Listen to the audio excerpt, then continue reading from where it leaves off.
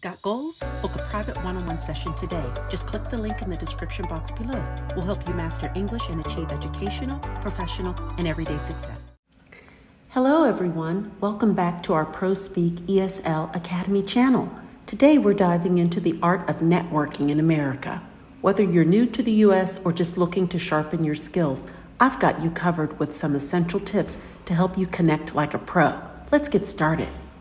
What is networking? In essence, networking is socializing with a purpose. It's about making useful connections that can lead to career, investment, or educational opportunities. Networking can happen at organized events, casual meetings, or even online.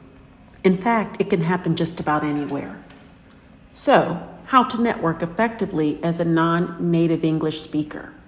Now that you know a little bit about networking, let's explore how to do it effectively, especially as a non-native English speaker. Much like an English job interview, effective networking requires making a great first impression, from your attire to your communication skills. Let's talk about setting a networking goal. Having a clear goal before you start networking can save you time and help you focus on making valuable contacts. Here are a few sample goals to consider. First, introduce yourself to 15 new people. Second, gain 10 new leads for your business. Another third option would be exchange contact information with 5 potential clients. A fourth option would be to find investors for your business or startup. And another could be talk to recruiters from 5 different universities. Those are just examples of goals that you could set. Let's talk about the importance of handshakes and self-introductions. In American business culture, a firm handshake accompanied by direct eye contact is a very powerful way to make a positive first impression. Offering your hand first shows confidence and a proactive attitude, which are highly valuable traits. Don't wait for someone else to introduce you. Step up and introduce yourself. This demonstrates initiative and makes you stand out as someone who is assertive and ready to engage. I point this out because I have a colleague who made me aware recently that when she first came to America, she was invited to a networking event, and she thought it was so offensive that the person who invited her to the networking event did not introduce her to anyone in the room. She was standing off to the side politely, waiting to be introduced. And when she finally caught the attention of the person who invited her, she brought it to the person's attention. "Hi, you haven't introduced me to anyone."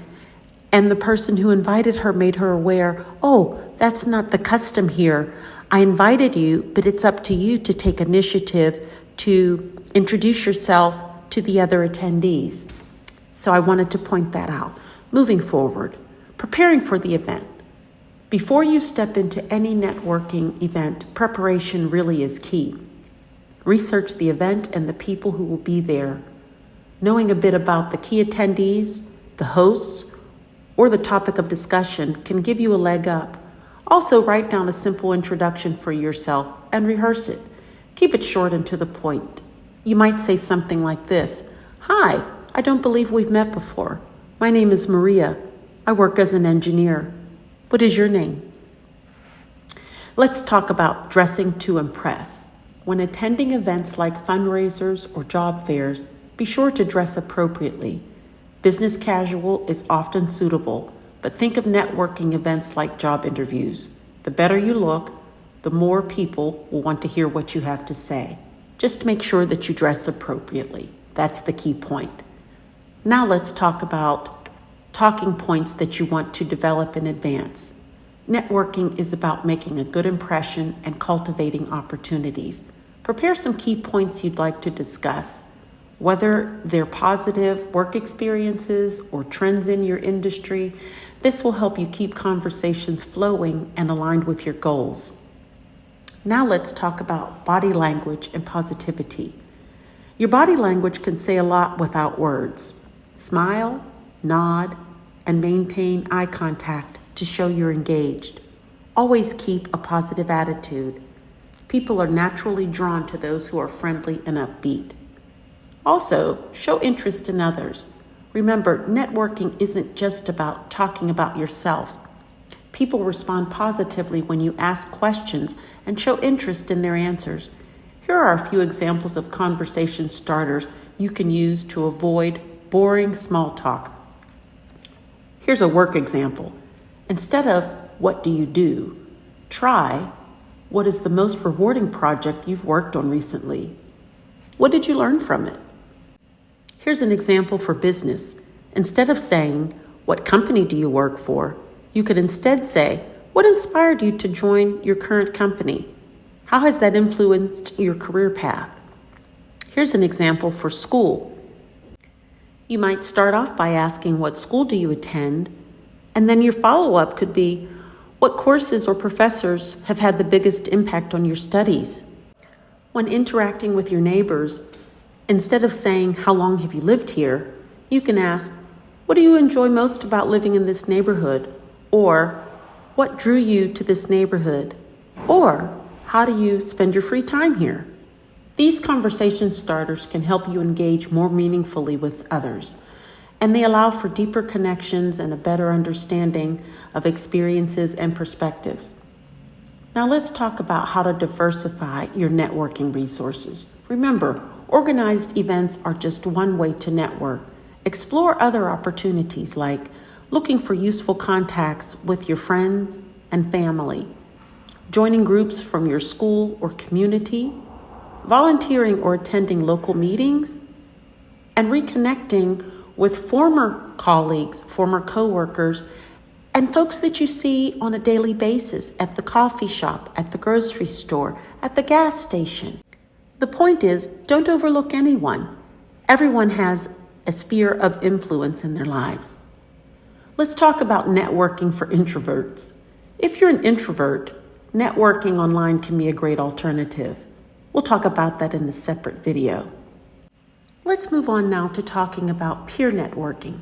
Peer networking is the practice of building and maintaining professional relationships with your equals, or peers as we say, who hold similar positions or roles within an organization, your organization, or a similar company or organization. Now, how is this different from traditional networking? Peer networking emphasizes fostering connections with those who are at a similar level, while traditional networking focuses on connecting with people in higher positions. Here are 7 practical tips for networking with peers. Number 1, initiate casual conversations.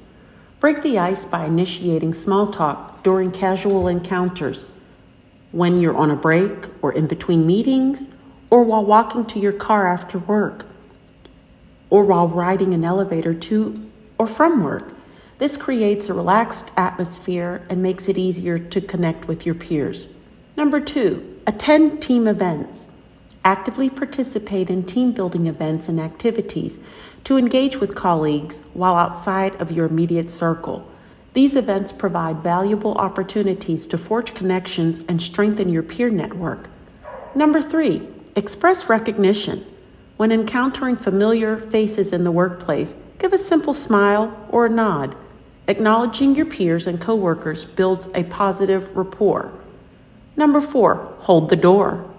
A small gesture like holding the door for someone can be a great starting point for acknowledging your peers. Imagine that you're in an elevator and you see a colleague approaching. It is courteous to hold the elevator door open, allowing them to join you. And that also gives you an opportunity to make small talk. Number 5, volunteer for organizational activities. Take on roles in coordinating events or activities within your organization. Be a volunteer. That showcases your proactive approach, and it allows you to interact with a diverse and new group of colleagues. Number 6, allow people to go ahead in the queue or in line. Imagine you and a colleague arrive at the office cafeteria queue at the same time, or the coffee station, or the holiday party buffet line. As a gesture of goodwill, you notice that your coworker seems to be in a hurry, so you politely motion to them to the front of the line saying, "Go ahead of me, please. I've got a little more time today."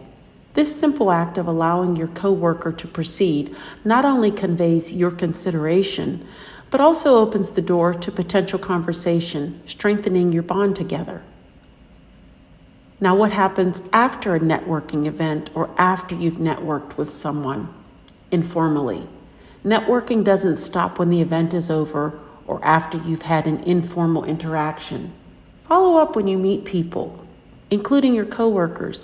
Follow up, make those connections on LinkedIn or through social media, or if you have access to your coworker's email, you can just send a short note to say it was nice to meet you. After each encounter, be sure to take a moment to reflect on what went well and think about what you can do to improve next time. Let's do a quick question and answer section. What do you do if you feel nervous about approaching a stranger? Remember, everyone was a beginner once. Start with simple questions like, how are you? What brings you to this event? How was your day? Also, how can you make your introduction memorable? Keep it short and to the point. Mention your name, what you do, and a brief topic of interest or project that you're working on. Like, hi, my name's Maria. I'm a water technician. I test water to make sure that it's safe for drinking. What brings you to this event? Here's another example. Is it okay to follow up after the event? Absolutely.